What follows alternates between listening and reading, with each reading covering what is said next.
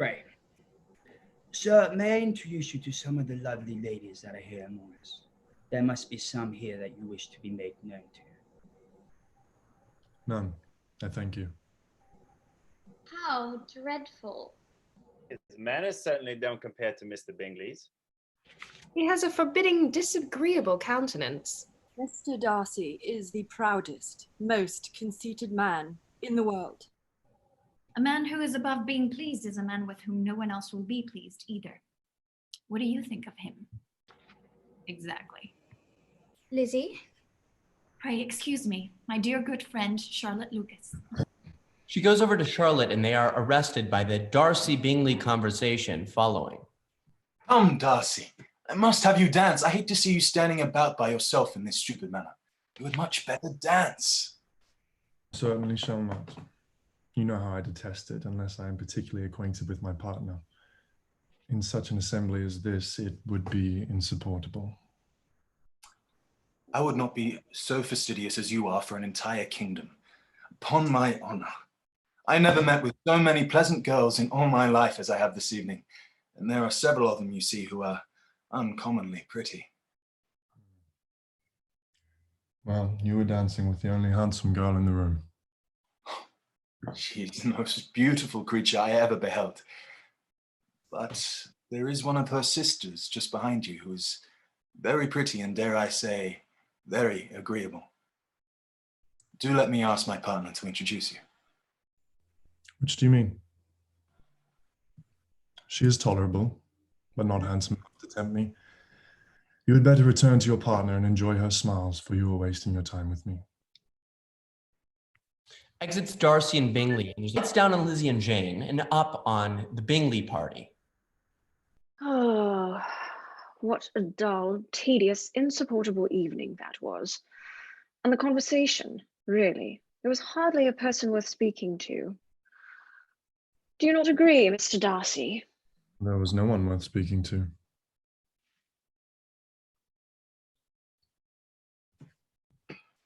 Well, I never met with pleasanter people or prettier girls in all my life. Come, Darcy, you must admit the elder Miss Bennet to be an angel. She's certainly pretty, but she smiles too much. A sweet girl, though the mother is atrocious, and her uncle is in trade, and she has another uncle, an attorney who lives somewhere near Cheapside. Isn't that the capital? If they had uncles to fill all Cheapside, it would not make them one jot less agreeable.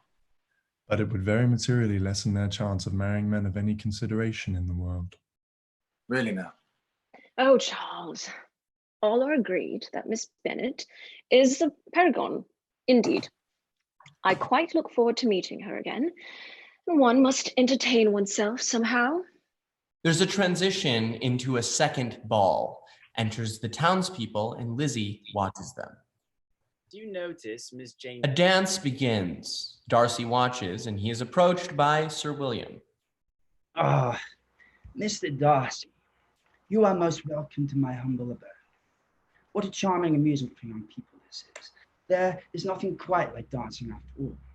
I consider it one of the first refinements of a polished society. Certainly, Sir William.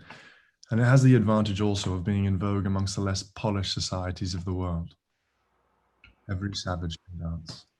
We focus on Charlotte and Lizzie, who are watching Bingley and Jane.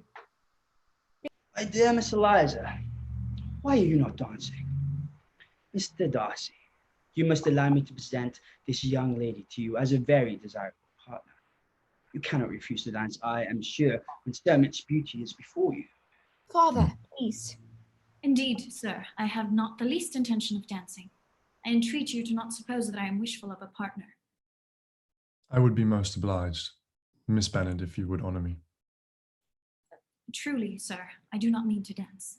But you excel so much in the dance, Miss Eliza, that it is cruel to deny me the happiness of seeing you, and this gentleman can have no objection. I am sure to oblige us for 1/2 hour. Mr. Darcy is all politeness. Indeed. But considering the inducement, we cannot wonder at his complaisance. For who would object to such a partner? Who indeed? Well, yes. Excuse me, dear sir. Miss Bingley approaches Darcy. I can guess the subject of your reverie. I should imagine not. You're considering how insupportable it would be to pass many evenings in this manner, in such society, and indeed, I am quite of your opinion. On the contrary, my mind was more agreeably engaged. I've been meditating on the very great pleasure which a pair of fine eyes in the face of a pretty woman can bestow. And what lady has the credit of inspiring such reflections? Miss Elizabeth Bennet. Miss Elizabeth Bennet! I am all astonishment. How long has she been such a favourite? And pray, when am I to wish you joy? That is exactly the question which I expected you to ask. A lady's imagination is very rapid. It jumps from admiration to love, from love to matrimony in a moment. I knew you would be wishing me joy. Darcy exits and Miss Bingley follows. Nay. If you're so serious about it, I shall consider the matter as absolutely settled. You will have a charming mother-in-law indeed. As Miss Bingley exits, she hands a note to Jane, which Jane opens and reads. Enters Mrs. Bennet, followed by Lizzie, Mary, Mr. Bennet, and Lydia. Well, Jane, who's that letter from? What's it about? What does it say? It's from Miss Bingley. She says, My dear friend, if you are not so compassionate as to dine today with me, I shall be in danger of falling into complete decline. My brother and Mr. Darcy are away, visiting the officers. visiting the officers? A military regiment has just arrived in Meryton. Very exciting. Oh, I do hope we'll see Captain Carter today. He is divinely handsome. From all that I collect by your manner of talking, you must be the silliest girl in the country. I have suspected it for some time, but now I am convinced. Sir, can I have the carriage? No, my dear. You had better go on horseback, because it seems likely to rain, and then you must stay the night. That would be a good scheme if you were sure that they would not offer to send her home. Oh, but the gentleman will have Mr. Bingley's carriage to go to Meryton. I had much rather go in the coach. But, my dear, your father cannot spare the horses, I'm sure. They are wanted in the farm, Mr. Bennet, are they not? Sisters exit, and Mr. and Mrs. Bennet move, and Lizzie remains. Poor Jane was obliged to go on horseback. Have a lovely time, my dear. We will hope for rain. And her hopes were answered. My sister had not been gone long before it rained. Hard. Oh, this was a lucky idea of mine indeed. Lights up on Jane in a bedridden position. Lydia hands Lizzie a note. My dearest Lizzie, I find myself very unwell this morning, which I suppose It's to be imputed by my getting wet through yesterday. My kind friends will not hear of my returning home till I am better. Well, my dear, if your daughter should have a dangerous fit of illness, if she should die, it would be a comfort to know that it was all in pursuit of Mr. Bingley and under your orders. Nonsense! People do not die of little trifling colds. As long as she stays there, it is all very well. I am sure she is very ill, or she would have come home. I must see her. Lizzie, the horses are at the farm. Then I will walk to Netherfield. Walk? In 3 miles of mud? How can you think of such a thing?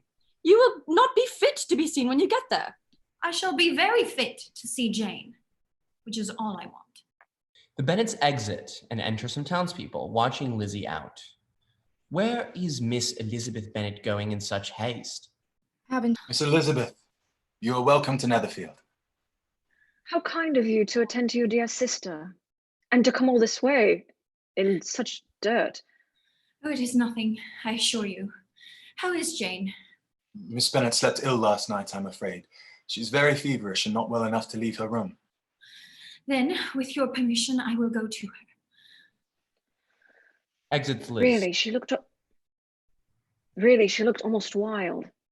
Her hair so untidy, so blousy, and her petticoat 6 inches deep in mud, I am absolutely certain. Your picture may be very exact, Caroline, but all this was lost on me. I thought Miss Elizabeth looked remarkably well when she came into the room.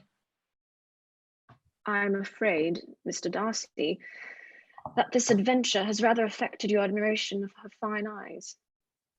Not at all. They were brightened by the exercise.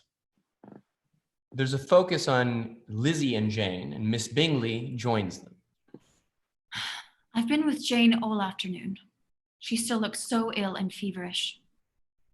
Just stay longer. I fear I must not trespass on your hospitality any further. I'm sorry you can't stay. Shall I call the carriage? You must leave, I know, but I have felt so much more recovered with you here. I don't know how it is. I pray you forgive me. Jane, hush. You must lie quietly. Oh dear. It quite torments me to see you in such distress, dear friend. Perhaps you'd better stay, Miss Eliza, for the present at least. And when you have made your sister more comfortable, I do hope you will join us in the drawing room. There's a transition to the drawing room. Darcy is writing a letter, Miss Bingley and Bingley play cards, and Lizzie joins them. Will you play, Miss Elizabeth? No, thank you. I shall read, if you don't mind. Miss Eliza Bennet despises cards. She's a great reader and has no pleasure in anything else.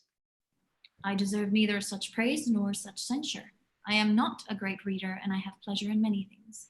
In nursing your sister, I am sure you have pleasure, and I hope it will soon be increased by seeing her quite well. Is Miss Darcy grown since spring? Will she be as tall as I am? Yes, she's now about Miss Bennet's height, or rather taller. How I long to see her again. Such a countenance, such manners, and so extremely accomplished for her age. It is amazing to me how young ladies can all be so very accomplished. All young ladies accomplished? My dear Charles, what do you mean? Well, they all paint tables, cover screens and net purses. I am sure I never hear of a young lady spoken of for the first time without being informed that she is very accomplished. I cannot boast of knowing more than half a dozen in the whole range of my acquaintance that are really accomplished. Nor I am sure. Then you must comprehend a great deal in your idea of what an accomplished woman. I do. Oh, certainly. A woman must have a thorough knowledge of music, singing, drawing, dancing, all the modern languages to deserve the word. And to all this, she must add something more substantial in the improvement of her mind by extensive reading. I am no longer surprised at your knowing only 6 accomplished women. I rather wonder now at your knowing any. By the by, Charles, are you really serious in meditating a dance at Netherfield? I am much mistaken if there are not some among us now to whom a ball would be rather a punishment than a pleasure. If you mean Darcy, he may go to his bed if he chooses. But as for the ball, it is quite a settled thing. Well, I shall like balls infinitely better if they were carried on in a different manner. I would surely be more rational if conversation instead of dancing made the order of the day. Much more rational, my dear Caroline. But it would not be near so much like a ball. There's a pause. Miss Bingley throws down her cards and goes over to Darcy. You write uncommonly fast. You are mistaken. I write rather slowly. I'm afraid you do not like your pen. Let me mend it for you. Thank you, but I always mend my own. How can you contrive to write so even? Miss Eliza Bennet, let me persuade you to follow my example and take a turn about the room. I assure you it is very refreshing after sitting so long in one attitude. Thank you. Mr. Darcy, will you join us? I can imagine only two motives for your choosing to walk together, and with either of those motives, my joining you would interfere. What can he mean? I'm dying to know his meaning. Do you understand him? No, but depend upon it, he means to be severe on us, and our surest way of disappointing him will be to ask nothing about it. Mr. Darcy, explain. Miss Bingley is apparently incapable of disappointing Mr. Darcy in anything. I'll explain gladly. You either choose this method of passing the evening because you have secret affairs to discuss, or because you are conscious that your figures appear to the greatest advantage in walking. If the first, I should be completely in your way, and if the second, I can admire you much better as I sit here. Oh, shocking. How shall we punish him for such a speech? Nothing so easy, if you have but the inclination. Tease him, laugh at him. Intimate as you are, you must know how it is to be done. But upon my honor, I do not. Tease calmness of my temper and presence of mind. And as to laughter, we will not expose ourselves, if you please, by attempting to laugh without a subject. Mr. Darcy is not to be laughed at. That is uncommon advantage. And uncommon I hope it will continue, for it would be a great loss to me to have many such acquaintance. I dearly love a laugh. Miss Bingley has given me credit for more than can be. The wisest and best of men may be rendered ridiculous by a person whose first object in life is a joke. Oh, I hope I never ridicule what is wise or good. Follies and nonsense do divert me, I own, and I laugh at them whenever I can. But these, I suppose, are precisely what you are without. Perhaps that is not possible for anyone, but it has been the study of my life to avoid those weaknesses which often expose a strong understanding to ridicule. Such as vanity and pride? Yes, vanity is a weakness indeed, but pride, where there is a real superiority of mind, pride will always be under good regulation. Your examination of Mr. Darcy is over, I presume. And pray, what is the result? I am perfectly convinced by it that Mr. Darcy has no defect. He owns it himself. No, I have made no such pretension. I have faults enough. My temper would perhaps be called resentful. My good opinion once lost is lost forever. Ah, that is a failing indeed. Implacable resentment is a shade on a character. But you have chosen your fault well. I really cannot laugh at it. You are safe from me. There is, I believe, in every disposition, a tendency to some particular evil which not even the best education can overcome. And your defect is a propensity to hate everybody.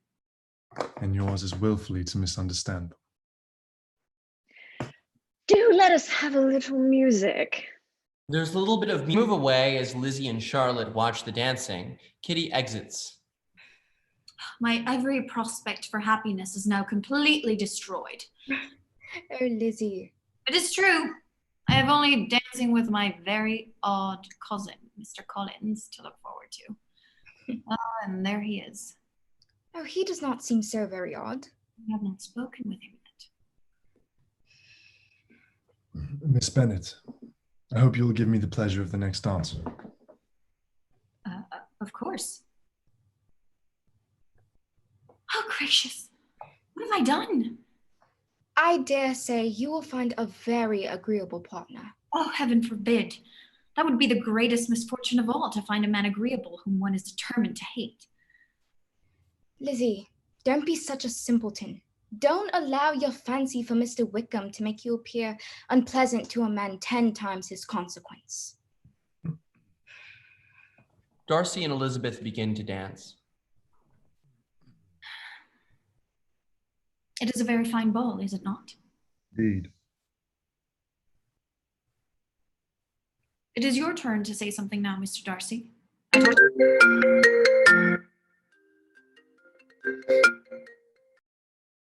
It is your turn to say something now, Mr. Darcy. I talked about the dance, and you ought to make some kind of remark on the size of the room or the number of couples. Whatever you wish me to say, I shall. Very well. That reply will do for the present. Perhaps by and by I may observe that private balls are much pleasanter than public ones. But now we may be silent. Do you talk by rule then, while you're dancing? Sometimes. One must speak a little, you know. It would look odd to be entirely silent for half an hour together. And yet, for the advantage of some, conversation ought to be so arranged that they may have the trouble of saying as little as possible. Are you consulting your own feelings in this case, or do you imagine that you're gratifying mine? Both. For I have seen a great similarity in the turn of our minds.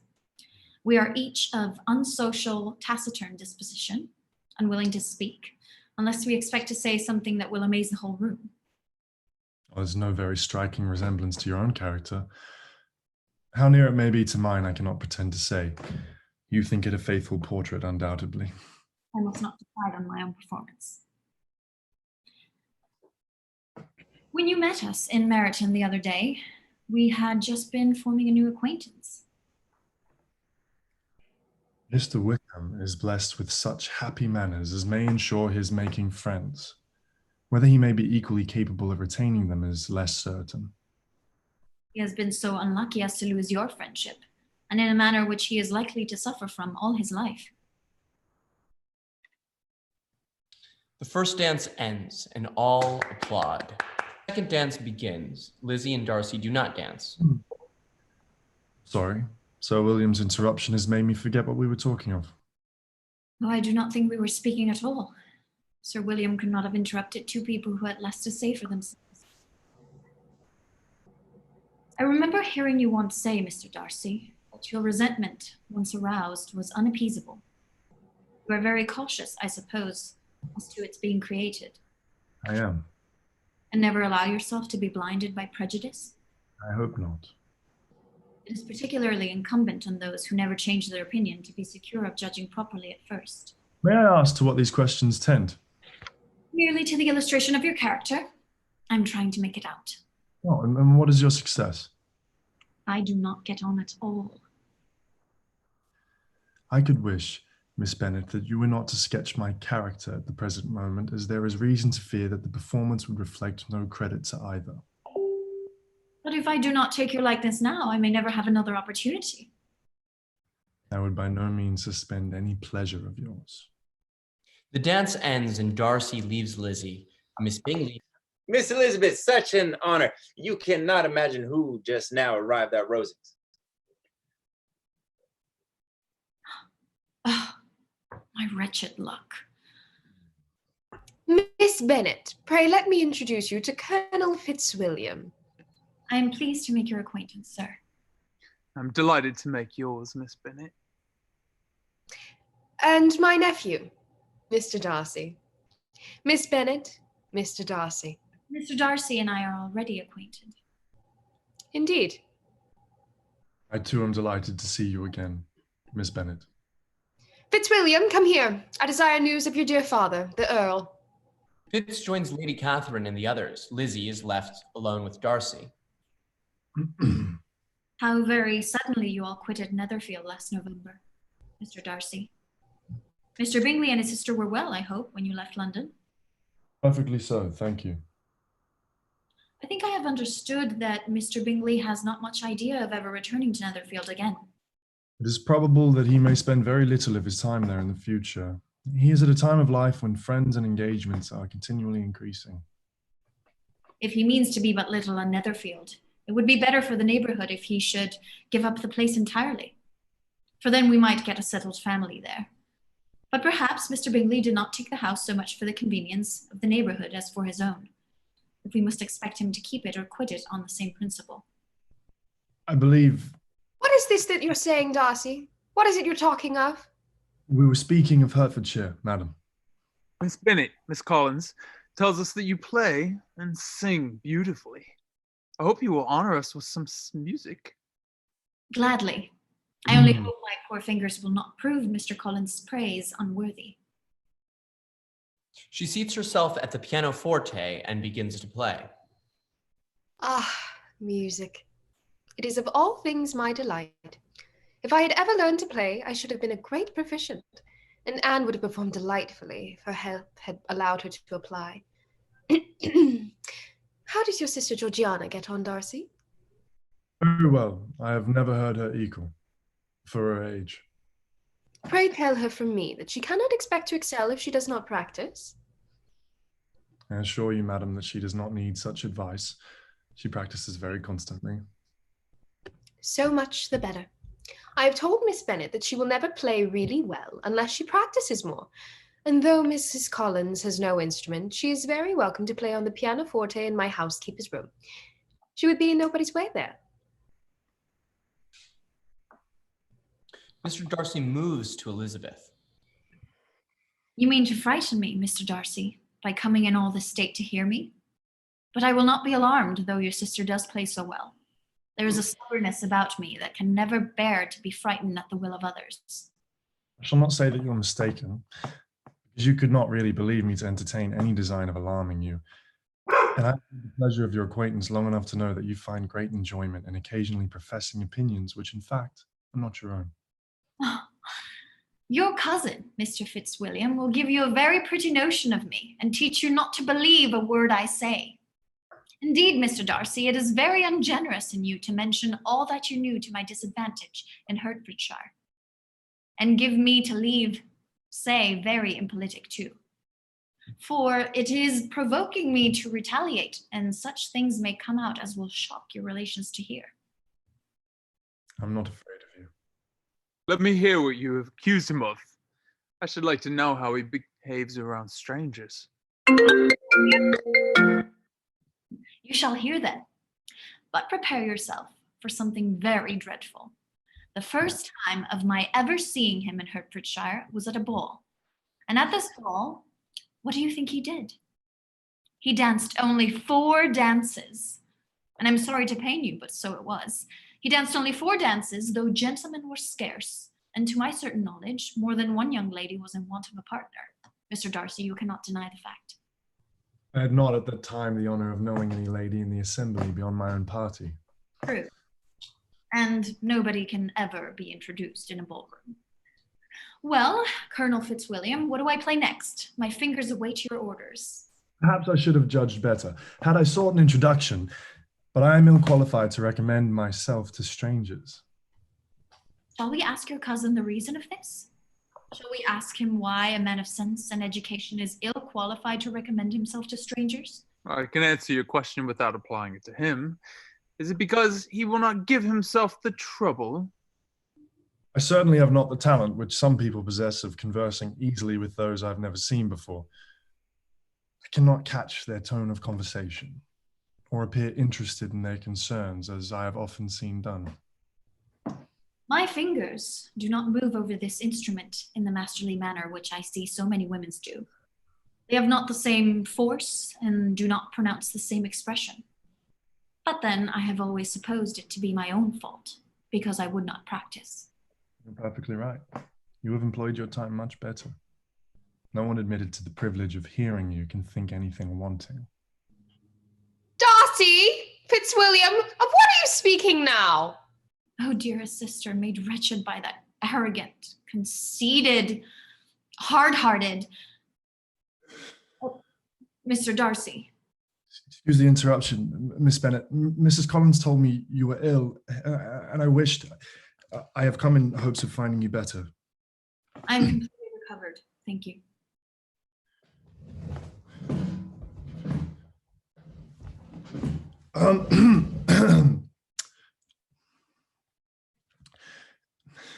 In vain have I struggled. It will not do. My feelings will not be repressed. You must allow me to tell you how ardently I admire and love you. I must tell you that I have long felt you to be the most agreeable, charming woman of my acquaintance. I do not know how my affection began, and though I have tried to suppress it, I could not. Throughout my reason opposed my inclination. My knowledge of your family obstacles, which should have precluded any attachment, have long prevented the acknowledgement of my regard for you. But, Miss Bennet, this knowledge, my very character, must bow to the strength of my affection. Your beauty, your character have completely overcome my sense of the inferiority of your connections. I care not that the world may see this union as beneath me. Miss Bennet, may I say, Elizabeth, in spite of all, I do love you, and I anxiously await the words of your acceptance. Words that will make me the happiest of all men.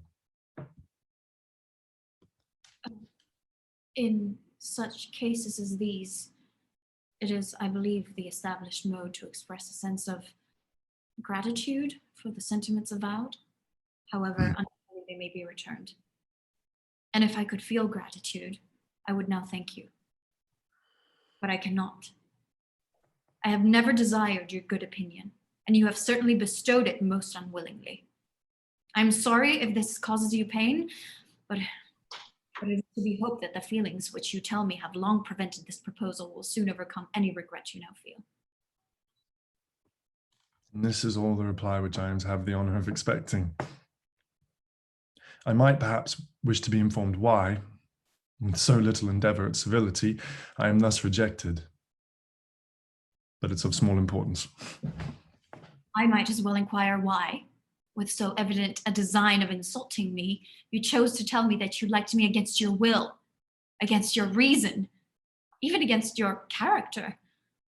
But I have other provocations. You know I have. Do you think any consideration would tempt me to accept the man who has been the means of ruining, perhaps forever, the happiness of a most beloved sister? Can you deny that you have separated her from Mr. Bingley? I have no wish of denying it. Towards him, I have been kinder than towards myself. And on the subject of Mr. Wickham, what can you have to say? Take an eager interest in that gentleman's concerns. Who that knows his misfortunes can help it? His misfortunes? Yes, yes, his misfortunes have been great indeed, yes. Your infliction. And this is your opinion of me. I thank you for explaining it so fully. But perhaps these offences might have been overlooked had not your pride been hurt by my honest confession of the scruples that had long prevented my forming any serious design. Had I flattered you, but disguise of every sort is my abhorrence, did you expect me to rejoice in the inferiority of your connections? Oh, you are mistaken, Mr. Darcy. If you suppose the mode of your declaration affected me, except that it spared me the concern which I might have felt in refusing you, had you behaved in a more gentlemanlike manner. You could not have made me the offer of your hand in any possible way that would have tempted me to accept it. From the very beginning of my acquaintance with you, your arrogance, your conceit, your selfish disdain for the feelings of others built so immovable a dislike that I had not known you a month before I felt that you were the last man in this world I could ever be prevailed on to marry.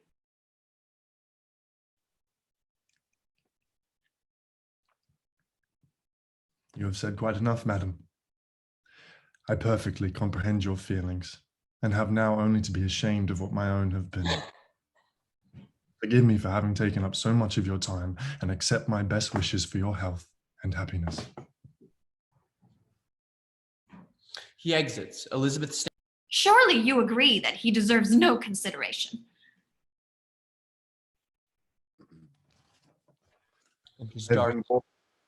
In the grove some time in the hope of meeting you.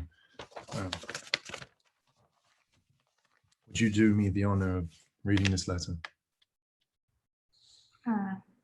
Yes, of course. Good day, Mr. Darcy.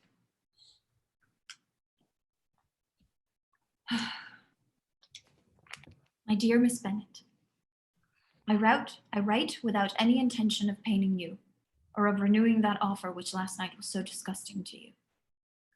But you have laid to my charge two offences of a very different nature which must be answered. Answered? Impossible. As to the first, that I willfully detached Mr. Bingley from your sister, I can say only this. I watched Bingley. His partiality for your sister was beyond what I had ever witnessed in him. Your sister I watched too. Her look and manners were open, cheerful, and engaging as ever, but without any symptom of real regard. Contemptible. If you had not been mistaken here, I must have been in error. That I was desirous of believing her indifferent is certain. Certain, indeed. but I will venture to say that my decisions are not usually influenced by my hopes. But there are other causes. The unfortunate connections of your mother's family were nothing in comparison to the total want of propriety so frequently betrayed by herself, by your 3 younger sisters, and even by your father. You must pardon me, it pains me to offend you. If I have wounded your sister's feelings, it was unknowingly done.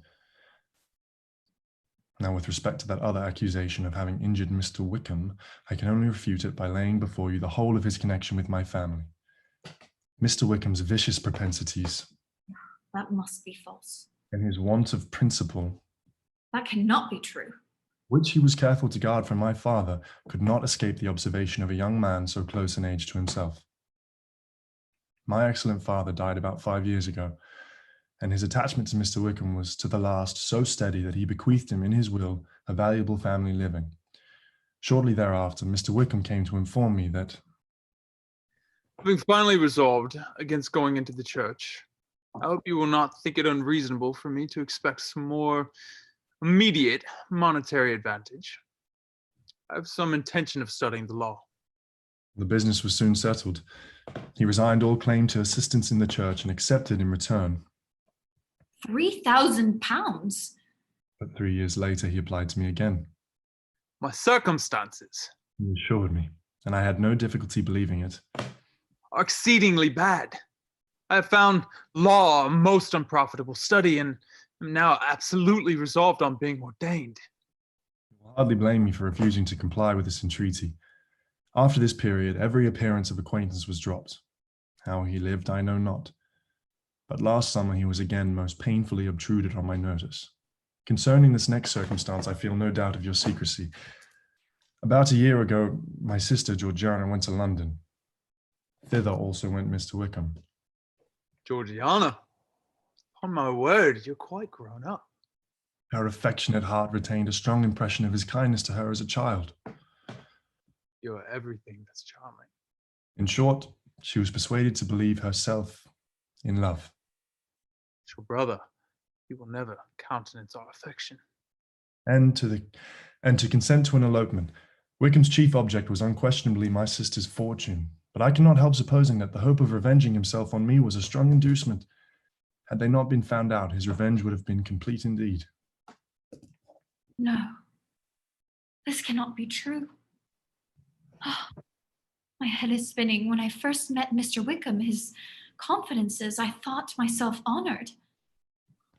Were they proper? Was I proper? He boasted of having no fear of seeing Mr. Darcy, yet he avoided the Netherfield ball the very next week. And what Charlotte said of Jane. It has always been my opinion that Jane hides her feelings all too well. And my family. 5,000 a year? Are we dining with the officers? Captain Carter is the divinest flirt. Thank you, Mary. You have delighted us long enough. The justice of that charge. Undeniable. Did you see this? I, who prided myself on my discernment, laughing at the follies of others as you laughed. Had I been in love, I could not have been more wretchedly blind. But vanity, not love, has been my folly. Pleased with the preference of one, offended by the neglect of the other, reason was driven away where either were concerned. Till this moment, I have never known myself. Partial, prejudiced, absurd. Now, this is a portrait of my master, and very like him. I have heard much of your master's fine person, but Lizzie, you can tell us whether it is like or not. Does that young lady know Mr. Darcy? A little. And do you not think him a very handsome gentleman, ma'am? Yes, very handsome. I'm sure I know none so handsome, nor a better man anywhere. That is very much to his credit. I'm sure that you should think so. I say no more than the truth. I have never had a cross word from him in my life. The sitting room. This fine account of him is not quite consistent with his behavior to our poor friend, Mr. Wickham. Perhaps we might be deceived. There now, you have seen the house. Let me show you out the door and call William the gardener. He can take you round the grounds. How old a home is Pemberley, my dear? Do you think? I should think mid-17th century or thereabouts. Enters Mr. Darcy. Lizzie turns. They see each other for a second and a pause. Miss Bennet, I'm delighted to see you again. Mr. Darcy. Your family at Longbourn, they're quite well, I hope. Yes. Thank you. Yes, they're all quite well. I had not thought, that is, I did not know you were to be in Derbyshire. How long do you mean to stay? Not long at all. I see. Well, good day, Miss Bennet.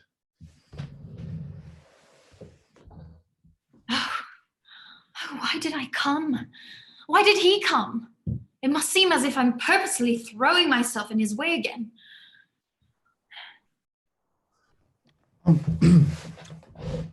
Miss Bennet, will you do me the honor of introducing me to your friends? Yes, of course. Mr. Darcy, may I present my uncle, Mr. Gardiner, and my aunt? I'm happy to make your acquaintance. You have a beautiful property. Mr. Darcy, I do not think we have seen its equal in all our travels this summer. Thank you. We were just conjecturing upon the date of this building. The stonework leads my wife to believe that it must have been constructed during the Restoration, but I believe it is earlier. I am hoping that you can prove him wrong. I am afraid, Mrs. Gardiner, that I must disappoint you. That he should even speak to me is amazing. He is so civil to my uncle and aunt. I don't know how to account for it. Do you? Mrs. Gardiner, look over there. By the river, did you see that trout? Oh dear. Had I known your stream contained fish, Mr. Darcy, I should have never allowed Mr. Gardiner to walk this way. He's an inveterate angler. Enjoy the sport, Mr. Gardiner. I do indeed. However, as I live in London, I have not yet often the opportunity to practice. Then I invite you to fish here as often as you choose. While you continue in the neighborhood, if you apply to William, he will supply you with tackle. Why, I thank you, sir. Your offer is most kind. We did not think to intrude upon your homecoming, Mr. Darcy. We were informed that you would certainly not be here till tomorrow. That is true. Some business with my steward occasioned my coming a day earlier than the rest of my party. They will be joining me early tomorrow. Among them are some who will claim an acquaintance with you, Mr. Bingley and his sister. And there is one other who more particularly wishes to be known to you. Will you allow me, or do I ask too much, to introduce my sister to your acquaintance? I would be most happy. Perhaps you would like to come into the house, all of you, for some refreshments. You are very kind, but we must not impose in such a manner. Well, then I must hope to have the pleasure of your company at Pemberley on another date. Miss Bennet, I'll bring my sister to wait upon you soon. He exits, and they proceed. Oh, where is my uncle? I beg your pardon, but I must find Mr. Gardiner this moment, this instant. Good God, what is the matter?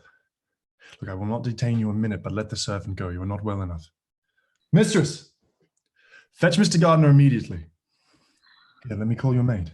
No, thank you. There is nothing the matter with me. I'm only distressed by some news which I have just received from Longbourn.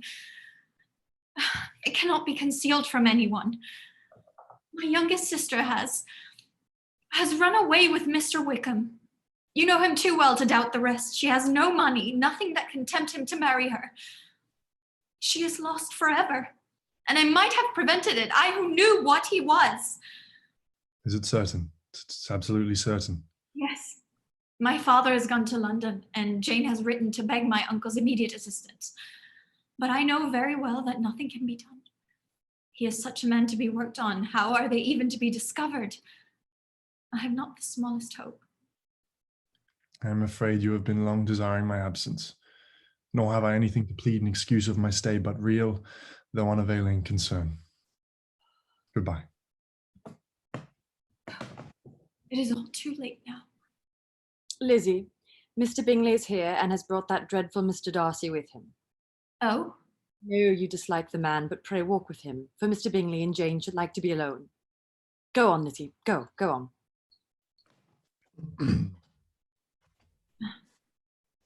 She exits. Mr. Darcy. Mr. Darcy, I'm a very selfish creature, and for the sake of giving relief to my own feelings, care not how much I may be wounding yours. I can no longer help thanking you for your unexampled kindness to my poor sister. Ever since I have known it, I have been most anxious to acknowledge to you how gratefully I feel it. Were it known to the rest of my family, I should not have merely my own gratitude to express. I'm sorry, exceedingly sorry that you have ever been informed of what may, in a mistaken light, have given you uneasiness. I did not think the Gardiners were so little to be trusted. You must not blame them. Lydia's thoughtlessness first betrayed to me that you had been concerned in the matter, and of course, I could not rest till I knew the particulars. Let me thank you again and again in the name of all my family. If you will thank me, let it be for yourself alone. Your family owe me nothing. Much as I respect them, I believe I thought only of you. You were too generous to trifle with me. If your feelings are still what they were last April, tell me so at once. My affections and wishes are unchanged, but one word from you will silence me forever. My wishes are changed. That is, They kiss, and there's a transition. Enter the townspeople, they dance. Mrs. Bennet enters and speaks over the ring ceremony. Oh, goodness gracious, Mr. Darcy! How rich Lizzie will be. What pin money, what jewels. Jane is nothing to it. Such a charming man, so handsome, so tall. I hope you will overlook us having disliked him so much. I heard Mr. Darcy gave Miss Eliza Bennet his mother's jewels. A whole new trousseau. And a perch phaeton with matching ponies. Perhaps I shall meet my Mr. Darcy someday. I shouldn't depend on it, my dear. now be sincere. Did you admire me for my impertinence? For your liveliness of mind, I did. You may as well call it impertinence at once. Confess it. You were sick of the deference and civility. Had you not been really amiable, you would have hated me for it. What did you say that I did not deserve? Dearest, loveliest Elizabeth, you showed me how insufficient were all my pretensions to please a woman worthy of being pleased. I perceive, Mr. Darcy, that you and I think very much alike, much more than I had previously supposed. I believe that you are correct, Miss Bennet. Common report has done you much injustice. One should never listen to common report. No. Nor common knowledge, or common sense, or anything common. They embrace. The lights go down, and thus ends Pride and Prejudice. Wow. Round of applause. Thank you so much to everyone. I have on my end, as soon as I end the stream, this will also be present for everyone to see. But we had 55,800 playbacks, which is utterly insane. That's 3 times as much as our most viewed live stream. So that is really groundbreaking and incredible. And hopefully those who are watching right now, we have 2,378 that are currently present. Just recall, if you have not made a donation, I'm sure someone listening is just, they're on edge. They don't know what to do, because I've been in that position before where I'm like, I don't know, should I give? Should I not? Please do. This is an amazing cause. If you guys continue to donate every time we do one of these readings, we'll continue to do them throughout the shelter in place. Different ways you can support, primarily actingforacause.org. Make a donation, even $5. You can probably give something if you can. It's much appreciated. Thank you with much gratitude. As I go through, Jacob was, he was someone who I think that we were chasing for a while. I'm personally a big fan of Euphoria. I think that Jacob has one of the most refreshing interpretations of a villainous character in, I think, the last few decades of television. It's really incredible. And to have you come in and play this romantic lead with such purpose and also be so perfectly articulate and passionate about the cause. I received a message from you, and I thought that it was just so pitch perfect. We were lucky to have you on board. Thank you very much. Thank you. I think I've covered, no, I